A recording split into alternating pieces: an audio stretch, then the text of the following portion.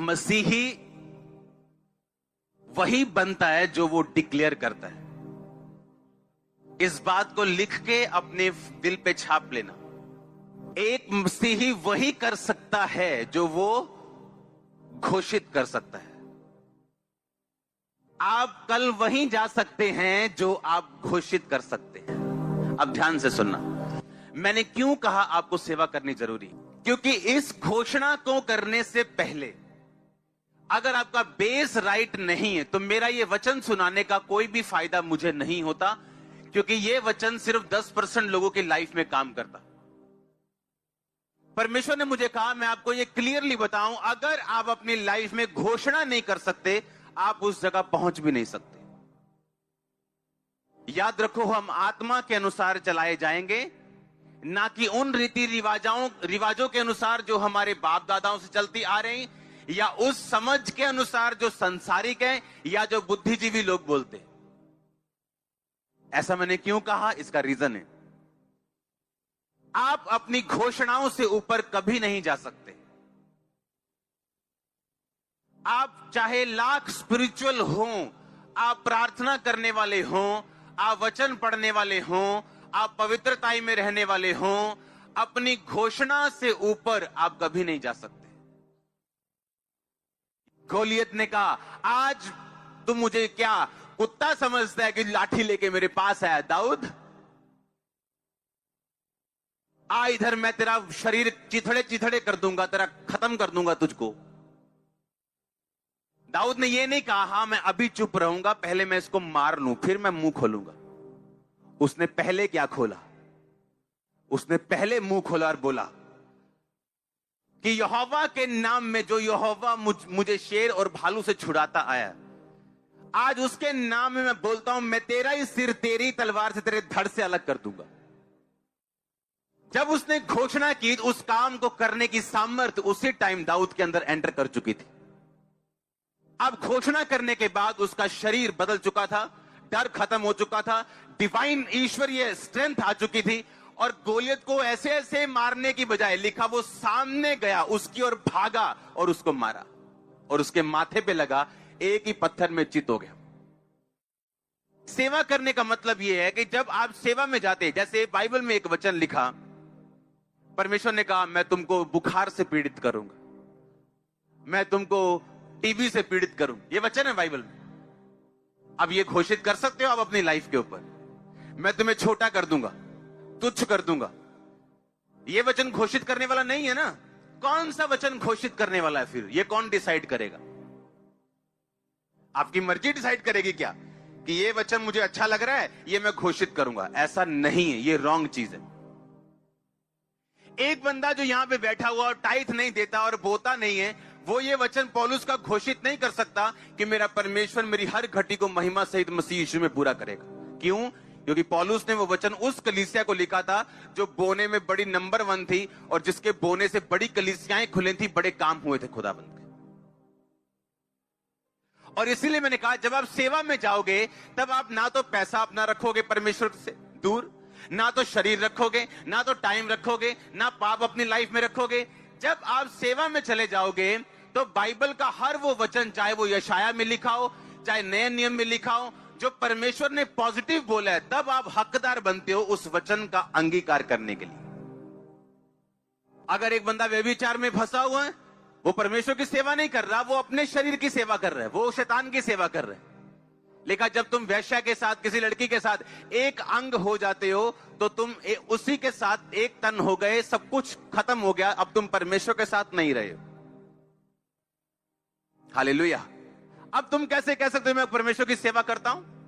तुम तो परमेश्वर की सेवा नहीं करते, क्योंकि परमेश्वर की सेवा करने के लिए तुम्हें अपना तन, मन, धन सब कुछ पवित्र करके परमेश्वर के सामने रखना पड़ेगा। और जब तुम सेवा में चले जाओगे तो बाइबल बताती है, वो पॉजिटिव वर्ड्स जो बाइबल में लिखे गए, आप उन्हें समझोगे कि वो मेरे लिए लिखे गए, और आप उन्हें क्लेम कर सकते हो और डिक्लेयर कर सकते हो। आप जानते, दूसरी बात मैंने अब क्यों कहा कि आपको अंगीकार करना जरूरी है। मैंने बताया था कन्फेशंस एंड डिक्लेरेशन, यानी अंगीकार करना और घोषित करना। घोषित करना मैं आज आपको सिखा रहा हूं। अगर मैं अकेला आपको ये बताता आज की घोषणा करनी है, अगर मैं आपको कन्फेशंस ना बताता, अगर सेवा करनी ना बताता, अकेला ये बताता अच्छा घोषणा करो रोज, ये बातें हो जाएंगी। अब वो घर में जा रहा है, घोषणा कर रहा है कि सब बातें मिलकर भलाई को पैदा करती है मसीह। हाँ, सब घोषणा है। उसके कोड़े खाने से मैं चंगा हो चुका हूं। जिस आत्मा को यीशु मसीह ने मुर्दों में से जी उठाया, वो मुझ में अगर वास करता है, मेरे शरीर को जी उठाएगा। सब घोषणाएं कर रहा है। पर बाहर आके जैसे उसकी ताई पूछती है, ओए तू चर्च जाना है? ना ताई। घोषणा एक ऐसी स्थिति आ चुकी है, एक ऐसा पॉइंट आ चुका है आपकी लाइफ की, ऐसी पोजीशन है जहां से आप घोषित करोगे कि मैं नंबर 1 होने वाला हूं, आप नंबर 1 होंगे। पर उस लाइन तक, उस पोजीशन तक पहुंचने से पहले यह पार करना जरूरी है। इसलिए मैंने कहा अंगीकार करना जरूरी। क्यों? जब आप अंगीकार करते हो कि परमेश्वर मेरा परमेश्वर है, यीशु मसीह मेरा परमेश्वर है, और लिखा जब तुम मनुष्यों के सामने उसे मान लोगे, मुझे लोगों के सामने मेरा अंगीकार करोगे, मैं दूतों के सामने तुम्हारा अंगीकार करूंगा। सुनो इसका मतलब क्या?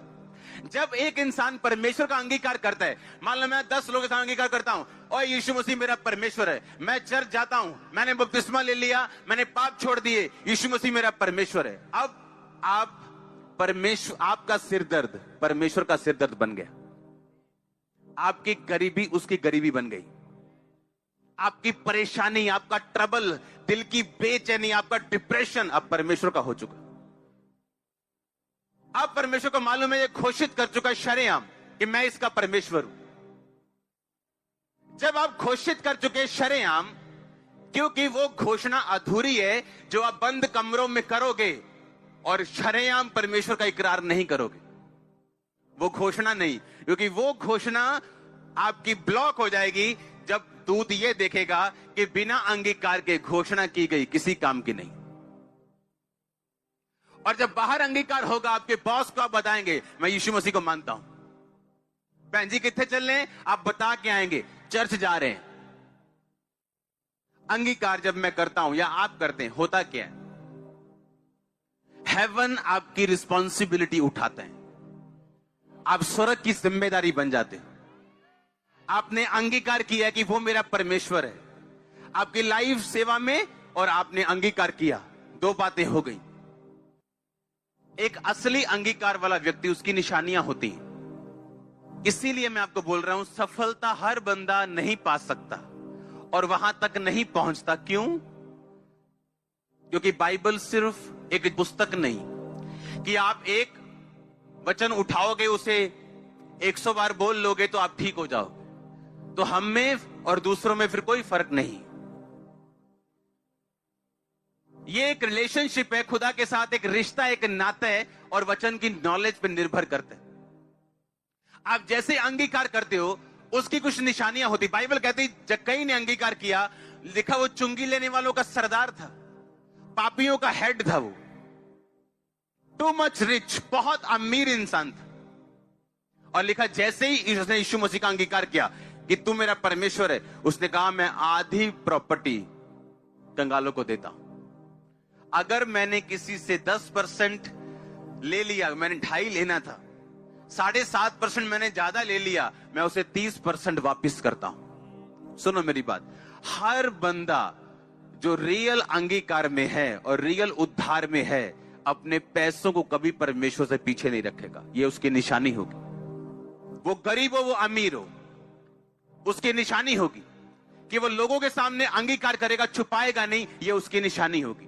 वो पैसा नहीं रखेगा, ये उसकी निशानी होगी। वो अपने बच्चों को सेवा करने से नहीं रोकेगा, ये उसकी निशानी होगी। आप मेरी बात समझ रहे हो? बिना घोषणाएं किए आप अपनी लाइफ में उस लेवल तक नहीं पहुंच पाओगे जहां तक आपको पहुंचना है। आप प्रोडक्ट हो अपनी घोषणाओं का। अगर आप घोषणा नहीं कर सकते पब्लिकली, आप पब्लिकली रिजल्ट भी नहीं ले सकते। आपको शर्माना नहीं, आपको घबराना नहीं। मैं घोषणा करूंगा, अगर ना हुआ तो क्या हुआ, नो प्रॉब्लम। आज नहीं होगा, कल होगा, परसों होगा, वो होगा ही होगा।